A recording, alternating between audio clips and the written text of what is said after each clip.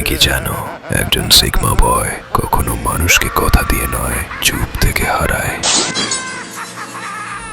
Dark psychology বলে যে ছেলে নিজের আবেগ লুকিয়ে রাখতে শিখে যায় সেই সবচেয়ে বিপজ্জনক হয়ে ওঠে, কারণ তাকে আঘাত দিলে সে ভাঙে না, সে বদলে যায়। সিগমা ছেলেরা কারোর সাথে প্রতিযোগিতা করে না, কারণ তারা জানে মানুষকে হারানো শক্তি নয়, নিজেকে নিয়ন্ত্রণ করাটাই আসল ক্ষমতা।